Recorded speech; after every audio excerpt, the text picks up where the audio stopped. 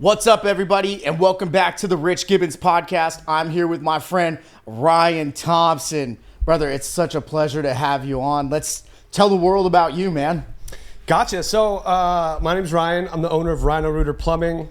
I am a residential service commercial repair technician out of Orangevale. I service the greater Sacramento area. I'm going into year number 2 of business. I opened in April of 23. And I'm going to tell you a bit about my story, where I come from, where I get my mindset, why I'm grateful to have what I have. And life is beautiful. It is a wonderful ride. You never know who you're going to meet, where you're going next, how I can help them, how they can help me. And the rest is just, history. So I guess it all started back in really 2013 is really when my life started. I grew up in Roseville, went to Oakmont High School. Kind of had a really natural, easy upbringing. I really wasn't challenged much growing up. My story started after I graduated high school. I ended up 2 or 3 years at Sierra College, but my biggest problem in life is I didn't know what to do. I'm taking business class after business class per recommendation from my dad. I'm doing the college thing because I thought that's what we were supposed to do. That's what was like ingrained in my head. Graduate, go to college, get a good job, right? Mm-hmm. I started going to college, and that's when I started getting in trouble. And I ended up getting 3 DUIs. I was partying a lot. And, I fell. I bottomed out. And after I got out of jail of my 3rd DUI, I had this beautiful, humbling, amazing spiritual awakening.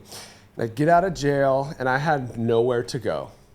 I burned a lot of bridges. Nobody wanted me. My dad wanted me out of the house. At 17, I moved out, and I ended up in Newcastle with my grandparents. And they were my grandpa was kind of my enabler, right? When I needed money, he'd give it to me. When I was in trouble, he'd get me out.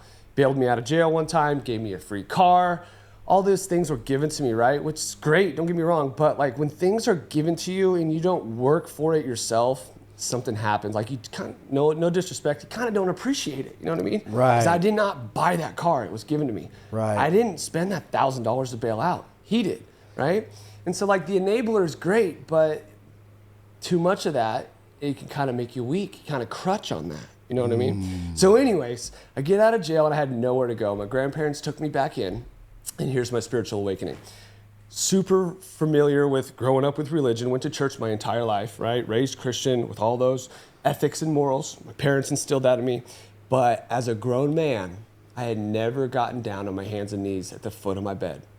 So man. Day one, getting out of jail, that night, I got down at the foot of my bed on my knees. And when I pray, I usually pray in my head, but this time I prayed out loud.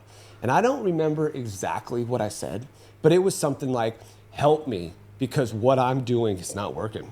I was broken. I was defeated. I was mentally in a negative space. I was what they call it, your bottom.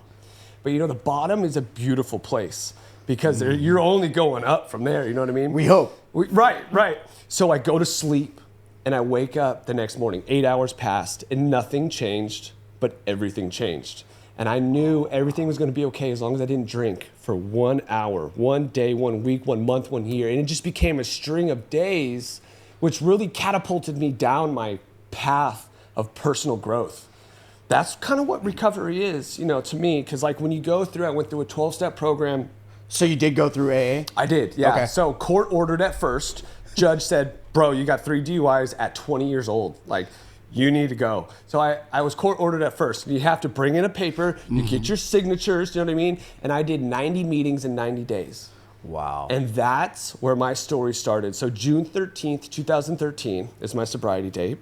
That is, and I don't count the days in jail because it wasn't my choice, right? Like you can still get pruno and other things, right? Mm-hmm. But I started my days, day 1, out in the real world. Right. And I had my spiritual awakening, and the next day, something happened. Like I get goosebumps talking about it every time. Something happened where I was just like at peace with like, oh, okay, it's time. I got sober at 2013. I think I was 23 years old, and I let that go. I let it go. I just let it go. You know what I mean? And I started working the steps. And step 1 is like admitting you have an issue. Right. And then as you get to steps 6 and 7, This is where the real growth begins, is when you write a letter to everyone you had wronged. My dad was on that list. My grandpa was on that list. Teachers, students, friends. There was a lot of people that I had wronged, that had done wrong, And so they call it crossfire.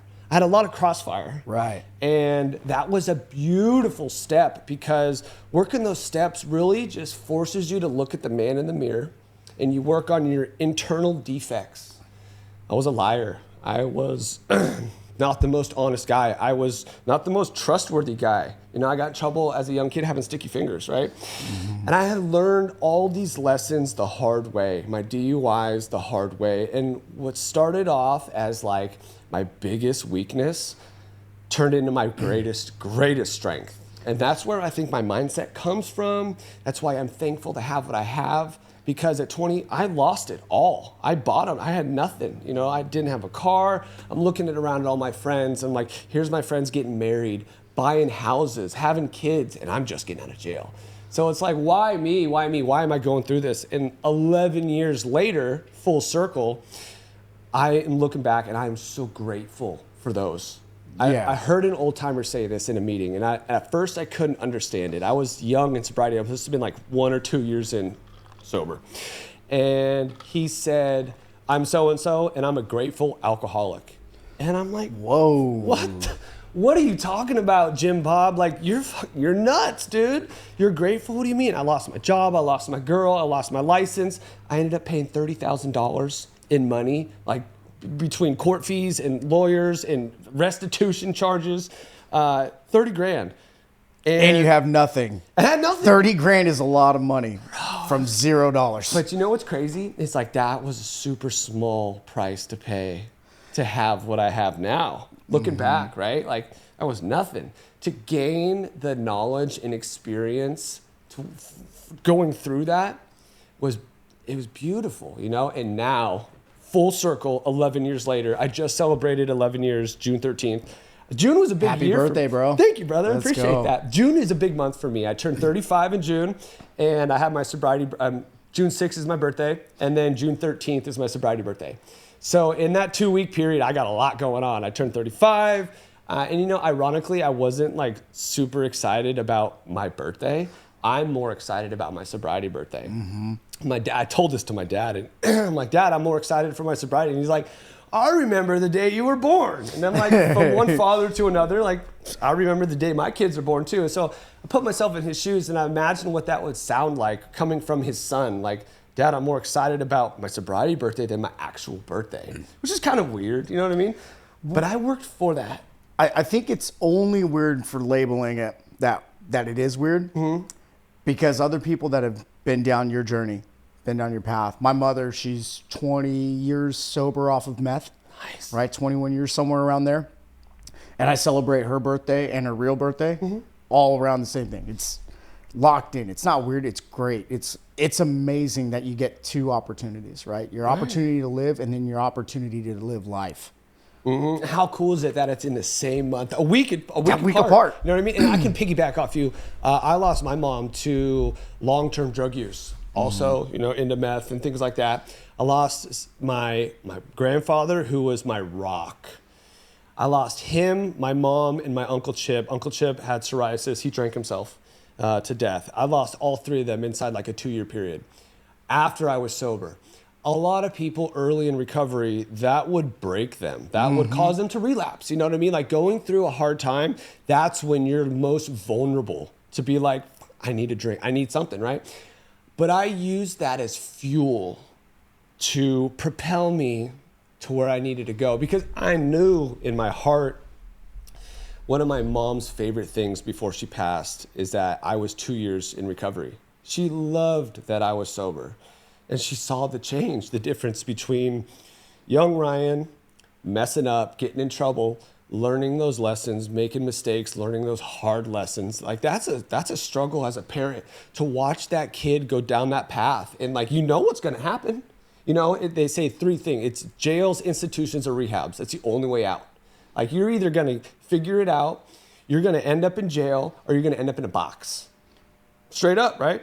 And so my mom taught me both good and bad lessons on that side of things. Like, I can tell you in my heart of heart, through and through, I won't ever touch that stuff. One time I walked in and she, had a needle hanging out her arm.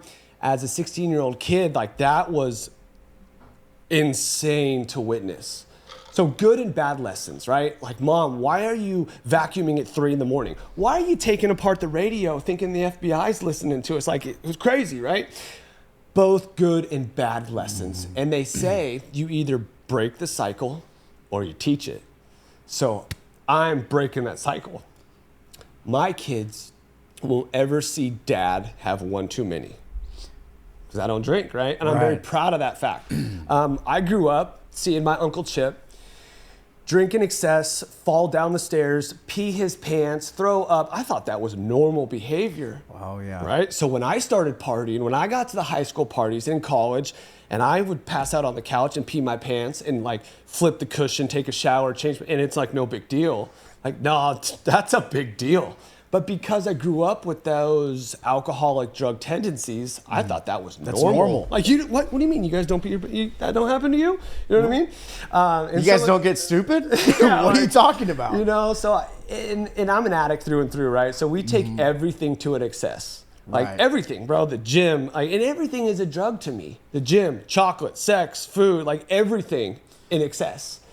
So talking like before we started, like controlling that monster, having that self-control, that's where the struggle comes in. There's something about the grind, there's something about the struggle that's beautiful. And when you make it through and you look back and you're like, I did that. I overcame that.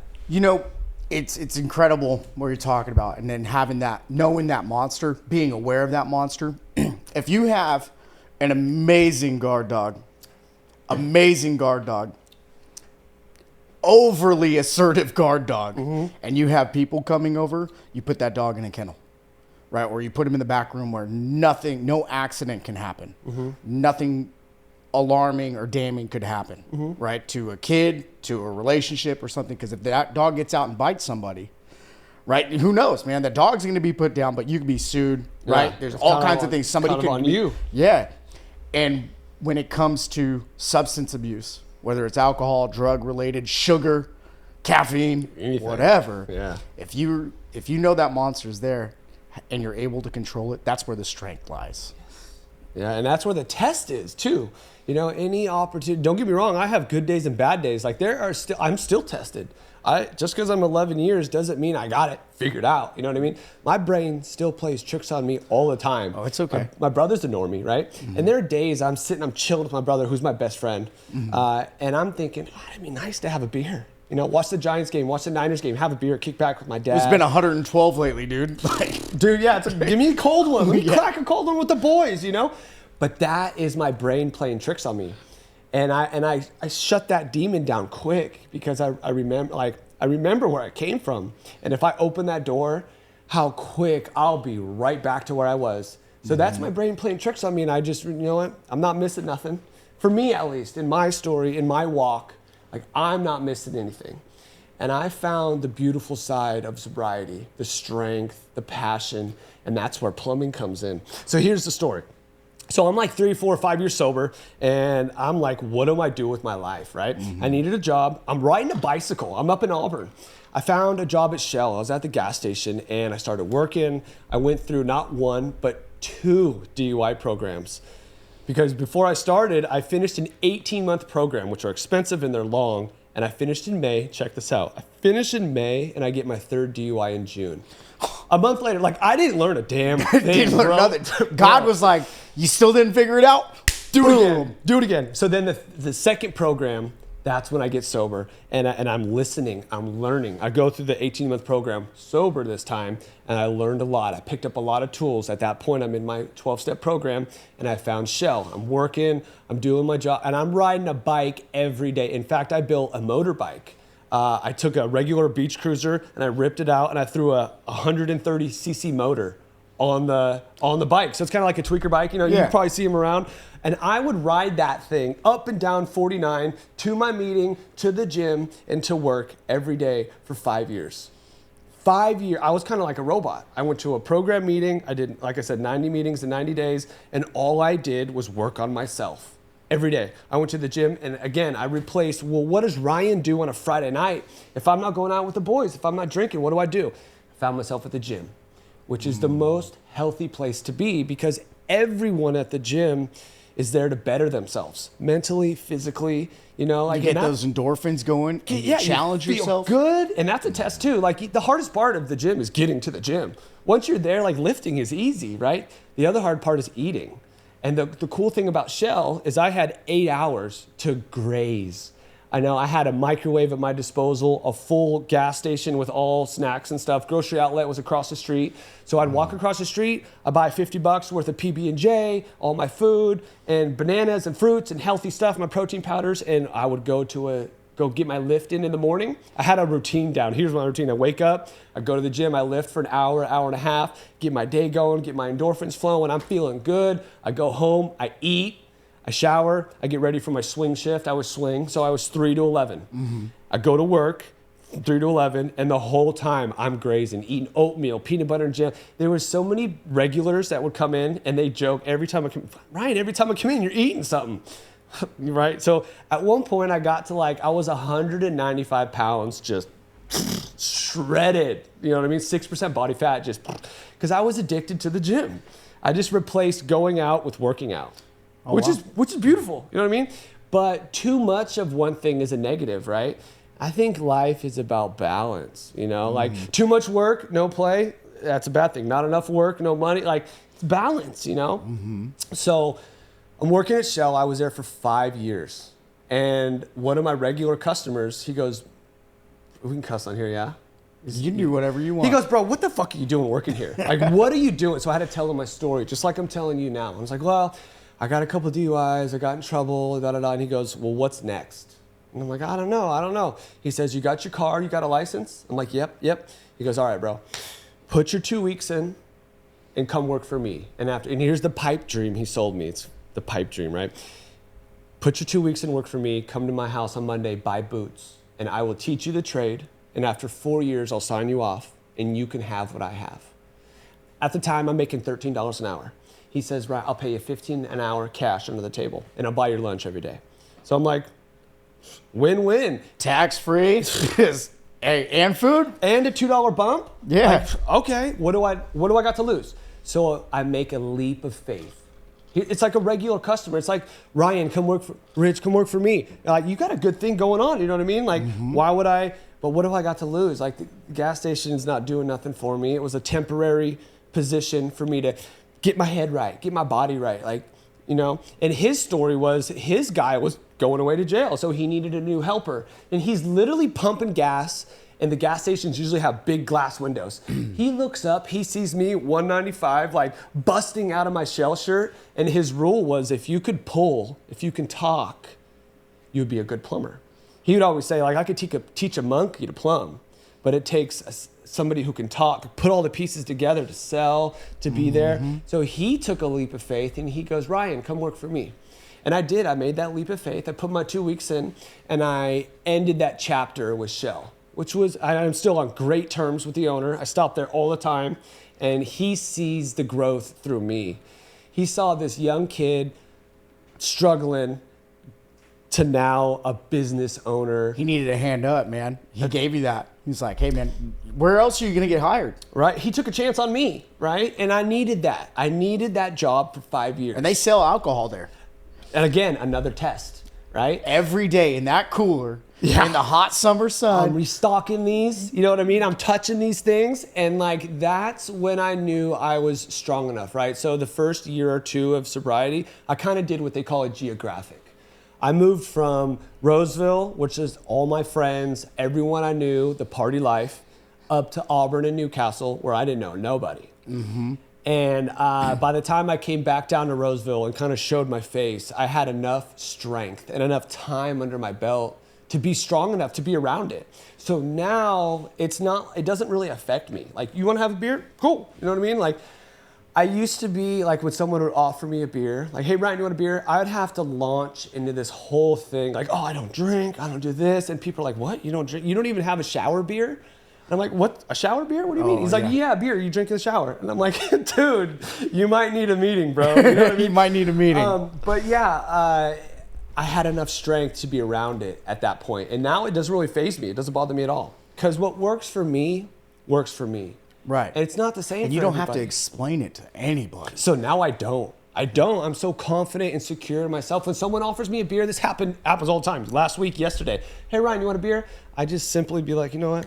I'm okay for now. Thank you. You know what's funny? I don't drink a lot of soda. And I just met with the seller the other day, getting some documents ready and everything. And she's like, oh, can I help you with the soda? Right? It's hot outside, right? Got a Coca-Cola? I was like, nope. I don't drink that stuff. I just don't. Yeah. So I'm good, you know? Yeah. I'll take a water. But when the alcohol and you're a grown man, it's so normalized in our culture, society, right? Football season's coming up. It's everywhere. You got the silver bullet coming on every commercial, dude. Yeah. Just breaking in. It's the ice. It's Yep. everybody's drinking beers. Who's the halftime show sponsored by? Budweiser, Coors Light. Right? Yeah. It's ingrained in our culture, right? So people ask me like, Ryan, what's the worst drug in the world? Meth's bad, heroin's bad, all this stuff. But alcohol, in my opinion, is the worst drug in the world because it's everywhere. It's on every corner. It's in every commercial. It's everywhere. It's so normalized. And you start drinking, your inhibitions go down to where you'll get behind a wheel and put your life and other people's lives in danger. So here's the cool part, right? I should have had 1,000 DUIs, right? When I look back, I'm so grateful I didn't hurt myself or kill someone else because that load to bear would have broken me. That would be a hard one to carry, hurting someone else. So I'm grateful that I woke up before it was too late. And some people's bottoms are different. Some of them it's, I got too drunk last night. Some of them it's, I lost my job. For me, it was my 3rd DUI, and the comfort zone is a beautiful place. I want to go back to that prayer, that moment when you got down on your knees. I saw you get a little bit emotional right there. What was the feeling? You're broken. You're on your 3rd DUI, just getting out of jail. You're laying at the end of the bed, right? You may not remember what you said, but what was that feeling, letting it go? So I guess to wrap it up in a couple of sentences, like I was lost. And again, being raised in church, I know where to go for the answers, right? But between, 12 years old and 20, I had kind of stepped away from that, right?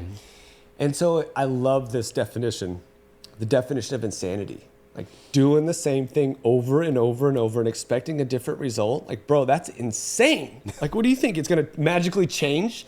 So all I knew is that I had 1, 2, and 3 DUIs and I was broken. I was defeated. I was lost. And I knew I needed to make a change. And so at that point, I knew where to go. And I just felt like everything was going to be okay if I just let it. What do I got to lose? Just like the job. What do I got to lose? All you can do is try. So what if I try and it doesn't work? Maybe I'll go back to, right? So I tried and it worked and it was beautiful. And that's my spiritual awakening, which reconnected me with my higher power. And that influence, I feel him in my life every day, working in my life. And I feel all I see now is opportunities for me maybe to tell my story, to help somebody else, to be there for somebody else. Whether it's just like saying, sometimes I say things or hear things and I'm like, I needed to hear that. Just like that old timer in that meeting saying he was a grateful alcoholic. Like I needed to hear that. And I used to do a lot of shares. I do a lot of chair meetings in the programs where I would get up there in front of the class and tell my story, right?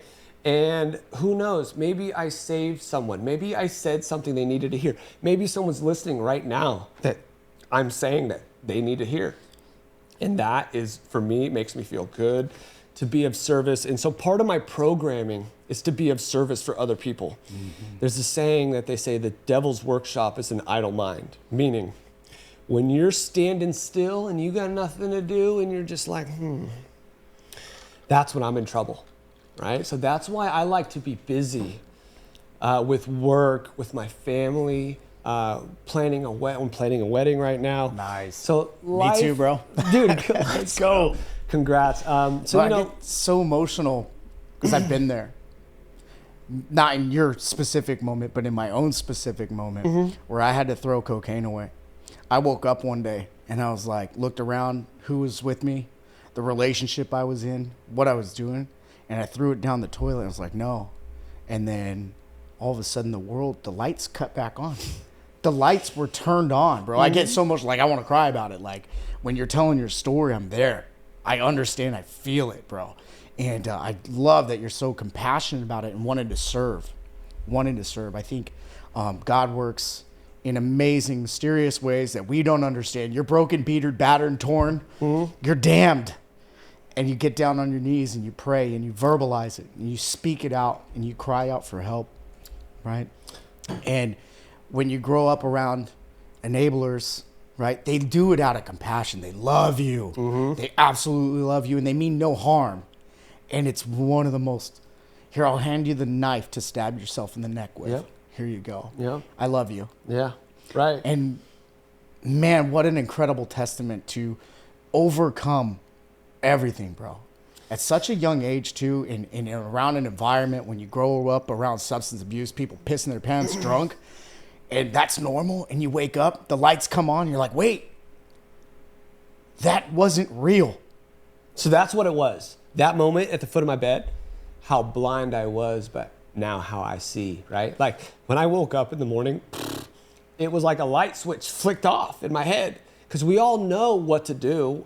We learn in high school. There's a health class, like drinking and driving. Like everyone tells you, you know what I mean? But I had to learn those lessons the hard way. I had to. And what started off as a weakness is now my greatest strength, right? That's why I am so solid. But that's what it was. It was like a light switch, bink, went off, and I could see what I needed to do. But before then, I was so muddled in fog of like the party life of like, oh, this is what I should be doing. I'm young, I'm 20. We're supposed to party. We're supposed to drink. We're supposed to do all this stuff. Maybe. But yeah, it was like a light switch went off, blink. And since then, I now have my trade fell in my lap. And I found out it took me 8 months of riding side by side with my boss to be trained. I didn't know nothing about plumbing. Hot's on the left, cold's on the right, water goes downhill. Like that's all I knew. I wasn't like a mechanical or technical guy. That was all earned and learned and taught, right? My dad's an engineer. So it kind of comes to me, I would say a little natural than some of the other people, but I had no background in trades or construction. So I was green. They call it green. Yeah. I was fresh, you know what I mean? But that's a perfect place to mold somebody because I didn't have bad habits. When you work growing up, you might learn the right way to do something or the wrong way to do something. And when you have bad habits, you have to recorrect them. You don't do it like this. You do it like, so I didn't know anything. So my boss was able to mold me with the right way to do something the whole time. And it took me 8 months before he put me in a van. And at that point I went from tool bitch, apprentice to technician. And now I'm in a van and I would wake up and I have my schedule and I'm running calls for him. And then I did that for 5 years. What a leap of faith he took on you. 3 DUIs, insurance on those vans was not cheap. No. And he trusted you. And so when somebody puts trust in you, I'd imagine now going through your experiences, growing through your experiences, that you take that very seriously. 100%. And we need people to put trust in us, put faith in us. You know, I love the definition of faith is believing in something with no evidence. Like that's what faith is, right? So he took a leap of faith on me. I took a leap of faith on him. And it turned out to be this beautiful copacetic relationship where at first I'm helping him, I'm making him money. And then eventually he's helping me because he gave me the tools to do what I do, right? And I wish I could say like that relationship kind of ended up on bad terms. And I'll get to the end of the story. But the pipe dream was come work for me for 4 years. Contractors need 4 years experience working under somebody else before you can get signed off. I think it's 40,000 hours. And once you get to that point, he gave me a sheet of paper, which is the contractor sign-off sheet. And it had his license on it, his business name, and it said Ryan is familiar with copper, ABS. He can do water heaters, tankless, drain repairs, sewer repairs. He listed all my skills, which allowed me to go take my test. And so I take my test in 2023, and I passed business law and trade one time in the first time. Let's go. I knocked him out both in the same day. And that was like an emotional experience for me. And I called my dad. And I remember that conversation sitting in the thing. And I'm like, I did it. Same feeling I had when I got my license back. I got 3 driving on suspendeds. I had like 9 years where I was riding dirty, where I was driving cars and I didn't have a license. And every time I got pulled over, they'd take it. I lose it for 30 days. I was driving hoopties, so it wasn't even worth the impound fees. So I was giving the pink slip, you know what I mean? And I lost 3 cars. And finally, I got all right, I'll play by the rules. I'll do it right. And so that's when I did my program, I did the class, and I got my license. And when I got my license, I remember looking at the lady at DMV like, I did it? Like, and I was crying. It was crazy, right? Because when you work for something so hard and for so long and you get it, it's just like rewarding. Not having the enablers to give me, I did that, you know what I mean? Same thing with my trade. I did this, like I passed the test. I put in the time. I put in the 5 years work, which is beautiful. It's important. You need to put that time in. You need to struggle because that's where we learn through failure, right? You can't buy experience. It's earned through failure and repetition. And that's where the 5 years comes in. And it's funny when you look at like every part of my life, every part of it plays into who I am today. My sports background, which is why I'm so competitive. Like I don't play to lose, you know what I mean? I want to win in everything. Right. I was a state place wrestler in high school and that's where I get the dog in me, you know what I mean? And wrestling is unique like rugby and lacrosse. Like those sports are tough. Right? Don't get me wrong, I play full-time soccer player my whole life. And when you're in soccer conditioning, you can run, you're in shape, but there is a big difference from soccer conditioning to wrestling conditioning. Like 100%. That is a war, you know what I mean? And another test. In soccer, it's you running. In wrestling, jiu-jitsu, combat sports, it's you versus their energy. Yep. And that is sometimes 2-3 times what you got. Yeah. It's incredible. And it's almost like me versus me. You know what I mean? And that's kind of how it is now. Because I know what old Ryan used to be like. And it's me versus me. Like nobody is out here being like, all right, Ryan, you need to do this, you need to do this. Like it's kind of like college. Like if you don't show up, teacher don't care. You know what I mean? That's on you. You know what I mean? So it's me being a better version of myself. And that's where my sobriety comes in. And how beautiful is it that my recovery complements my career perfectly, right? To be of service for others, turn my wrenches, physically demanding job. Plumbing is hard. You know what I mean? I'm up in attics 140 degrees. I'm crawling houses that are 18 inches. Like I did a job a couple weeks ago. I could not crawl. So what do? I get a little mini shovel and I'm digging a trench underneath the house to get to where I need it. No excuses. The job needs to get done. And I found out that I am built perfectly to be a plumber. The old traditional plumber used to be the big guy with his butt crack hanging out.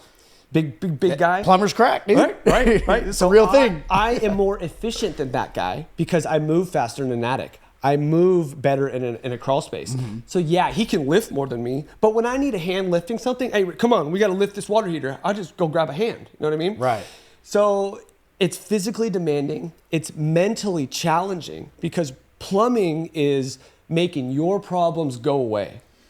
Right? And people don't care if I'm tired, if I'm sick, if I got 2 kids, if I'm struggling. Make my water heater work. Like that's what I'm here to do, you know? I have no hot water. Make it hot. Right, exactly. Yeah. And it's just a good complement of my story that I ended up being right where I'm supposed to be. So there's another cool thing I like to say, like when you go through life, I think people that have been through trauma truly recognize that moment and they appreciate it, right? Whereas if you didn't go through trauma, when you're at the gas station and your total is $1.37 and you pull out exactly $1.37, I think normal people would be like, oh, that's weird. Have a good day. But me, when I do that, that is the universe. That is God telling me I am right where I'm supposed to be. And I might be reaching a little bit, right? But I choose to believe that. And the glass is always half full. It's just how you perceive it, how your perspective is, right? So going through all that fire, all that tribulation and trials was my test. And now I am just thriving in my trade. I'm providing for my family. I offer a service in my community for my friends and my family that is needed forever. Anybody listening, the trades, get in the trades. Learn a skill. I'm so thankful that plumbing fell in my lap. Like he was a regular customer. And he said, come work for me, teach you the trade. I'll sign you off. And I did that. And 5 years later, that 5 years needed to happen because that's where I learned. That's where I failed. That's where I learned those lessons. And I take all that knowledge with me. So I had my contractor license, and here's the end of that story. As soon as I got my contractor license, my boss at some point moved to Tennessee through COVID. And at that point, we were a small company, 4 or 5 guys. We were like a family-run, Christian-based company. But as soon as he moved to Tennessee, everything changed. It kind of became numbers to him, right? How much are you producing? I don't care. I need more, right? And everything changed, and it got to the point where I had weeks, months where I wouldn't even talk to my boss because I was his lead tech. I went from the bottom of the barrel and I worked my way up to his best guy. And at that point, I was, 8 years sober. I'm a rock. And don't get me wrong, I don't want to sound arrogant or conceited or complacent because that's sometimes when we slip, when you're like, I got this, right? And I'm constantly reminded, and I got to check myself of where I've been, you know what I mean? And that's a humbling experience, which is why I'm so grateful and thankful for the gas station because that's where I get my customer service. That's where I get my people skills. I'm so grateful for working for him because he also taught me good and bad lessons with plumbing. Great plumber, not the best businessman, right? For example, he might fall asleep with his marketing on. And when your phone rings in marketing, you're getting dinged $60 a call, whether you answered the phone or not, right? So I would hear these stories and like, oh, remember that when I'm the owner, don't do that, right? So I actually don't market. I don't spend $1 advertising or marketing. It is all word of mouth. It is all reputation, Instagram, my videos. I get a lot of work from my Instagram. People message me all the time. Hey, bro, you in Sacramento? Come do this. I love your content, right? I love following you, dude. Once we got connected through Tyler, I was like, dude, this is awesome. Here we go. Pick up the phone. Hey, brother, how's it going? Boom, boom, boom. And it's been that way ever since. Right? And I think that's a good testament to me of like a guy who loves what they do. You're not truly working. I don't work a day. I'm playing. I get to play with my toys. I get to test myself. And when I have a hard job, that waste repair under the house was a test. Mm-hmm. All right, Ryan, how good are you? How tough are you? How much gas do you have in the tank? And me and another cat, we knocked that job out in a day. And it was an insane job. I've done some remarkable, incredible jobs by myself. And every time I get a hard job, challenge accepted. Bring it on. Give me the hardest job you got. Because when I go through those jobs, it's a good test to see how good I am, how my skills are, how tough I am, how I handle. Show me what you look like when you're tired, right? I really admire Gibbens. What's his name? The runner. He's like an ultra marathon runner. Goggins. Excuse me. David Goggins. That dude is, they call him the toughest man on earth, right? That dude runs an ultra marathon, which is a 100-mile plus race. Most people, that rocks you. You're sitting down for 2 days, recuperating. You're losing my dad's a runner. He does lots of marathons. He loses his toenails. The next day, he's icing his legs. He's on the couch. Goggins is out the next day running another ultra marathon. Wild. I love David Goggins, man. He's so mentally tough, right? And that's, I follow in his, I can only dream to be like that. And that's where my story comes in. It has made me resilient. My dad always said, and this is where I get my business name from. People are always asking, how'd you come up with your name? Rhino Rooter, how'd you come up with that? Well, Rhino is my dad's nickname for me. So any wrestling match, any soccer game, I'd hear my dad, Rhino, go Rhino! And like, that name just stuck. And he always had a saying like, to be resilient, to be dedicated, to never give up, to be relentless. That was it, relentless. And he would scream that from the stands, be relentless. And at the time, all of the parents, they're like, what the, Jeff's nuts. Like, be relentless. What are you talking about? You know what I mean? Dad, I'm so thankful you said that. Because now I am relentless.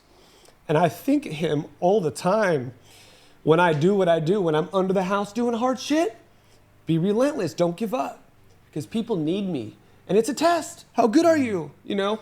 And so my dad just instilled those morals and ethics inside me. And now, that's why I'm so good at what I do, is because I care about other people.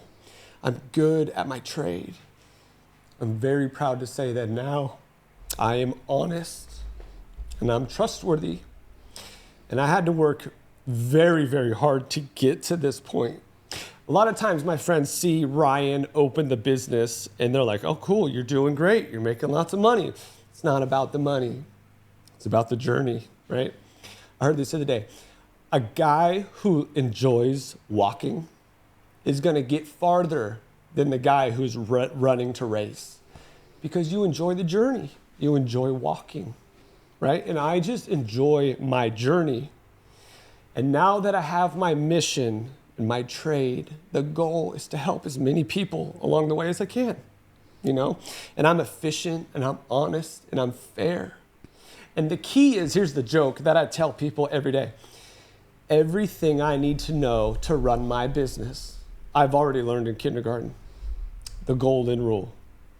Treat other people how you want to be treated. It's so simple, but yeah, it's not the standard. Everyone's out there. If you're doing it to turn a buck, you're never going to really succeed, because you're doing it for the money. You're doing it for the outcome. But if you do something because you're passionate about it and you love it, I would plumb for free.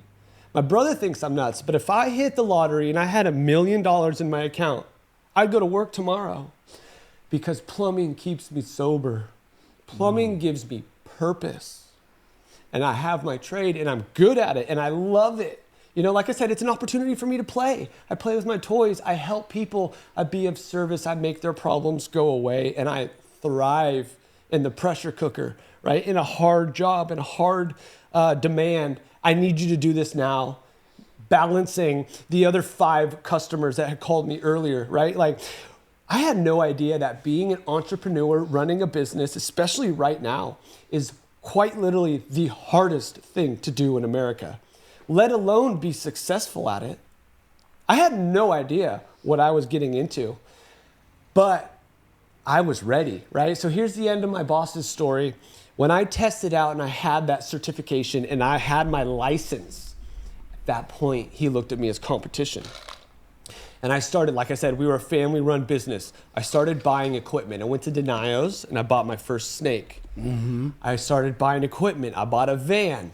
And I'm texting him pictures of this. Hey, bro, look what I did. He's like, oh, here's Ryan with his license, who's now my competition, even though I'm still his employee. And now I have snakes and equipment to do side work. And since he was in Tennessee, there's no way for him to know if I'm doing side work or taking jobs from him. And I understand now. I totally get it. There are no hard feelings. But long story short, I woke up on a Sunday, ironic that it was Sunday, to a paragraph text from my boss saying, hey, Ryan, I saw you go from my worst employee to my best employee. I have seen you grow tremendously. And I take this opportunity now to let you go. So he fired me via text and then sent, it's a long story, so I'll try to give you the quick version. He sent one of my best friends who I had got to come work for us, sent him to my house to basically tell Ryan he's done and I needed to pull all my tools out from the van. So a blessing in disguise that he did for us was he provided all the big stuff. We provided all the small stuff. Sawzalls, channel locks, wrenches, everything, batteries, that was all me. Where the big stuff was him. So when I was let go, I had to pull all my stuff out. But blessing in disguise, because when I opened, I went from lead tech on Sunday to owner operator on Monday in a day. But blessing in disguise, I already owned all the stuff I needed, because I had a van, I had a snake, I had this. I didn't need anything, right? So I opened, but the scary part was day one, my phone didn't ring. Day 2, my phone didn't ring. And I'm starting to like second guess myself and doubt myself. And that's the devil working, right? It's like, what am I going to do? So my mistake was I had reached out to a couple of companies, ServeMaster, ServePro, they're restoration companies.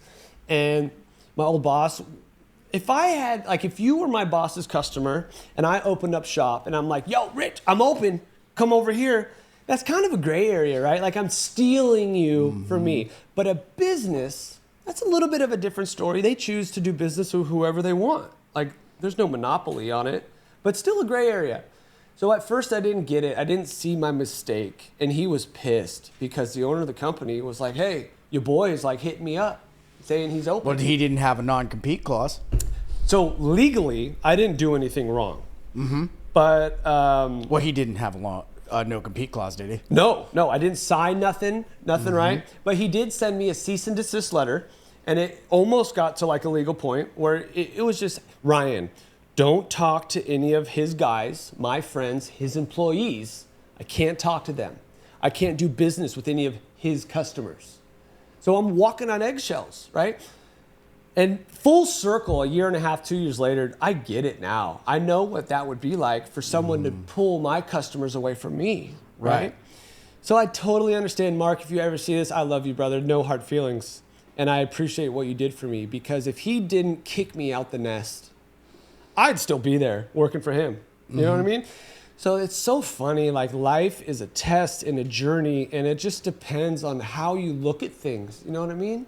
Like what starts off as a negative, maybe, might be a positive. You know what I mean? I love this story, the Chinese farmer, right? Horse runs away. The neighbor, oh my gosh, I'm so sorry your horse ran away. Farmer says, maybe, right? The next day, the horse comes back with a pack of wild horses. The neighbor's like, oh, I'm happy for your gain.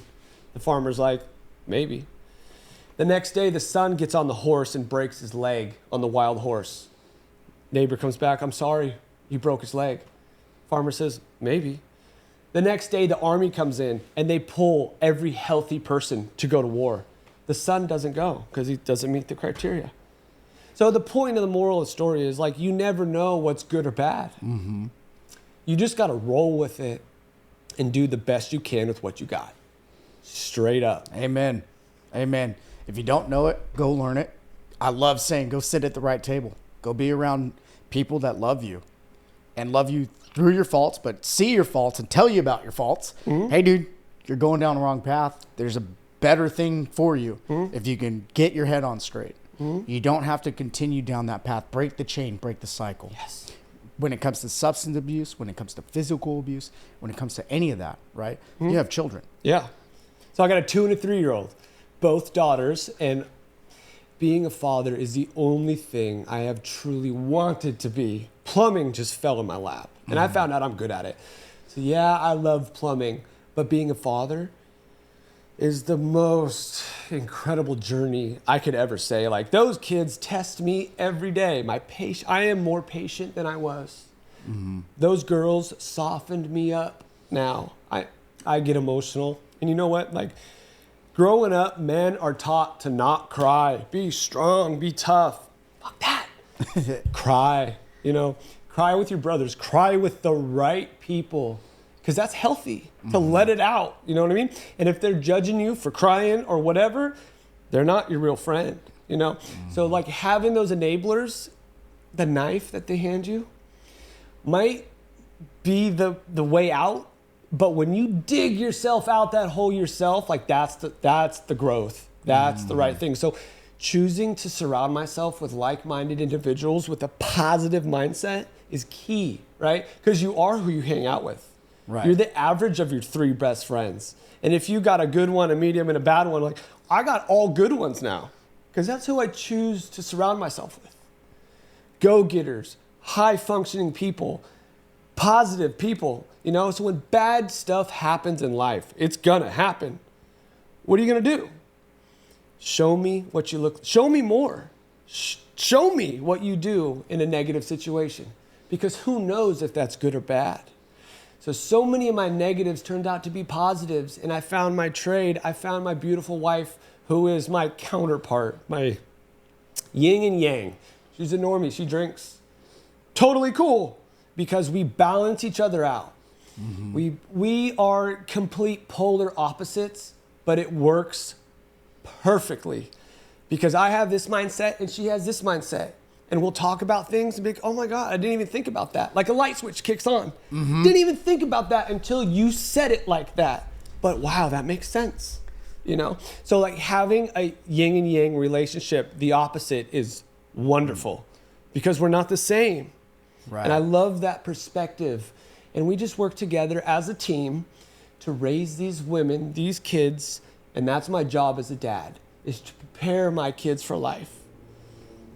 And now I am going to break the cycle and teach them what I need to teach them to prepare them for life so that they are strong, so that they know what a healthy male role model should be, so they have high standards, so that if somebody puts hands on them or disrespects them or steals from them or lies to them or whatever the case is, that's not normal.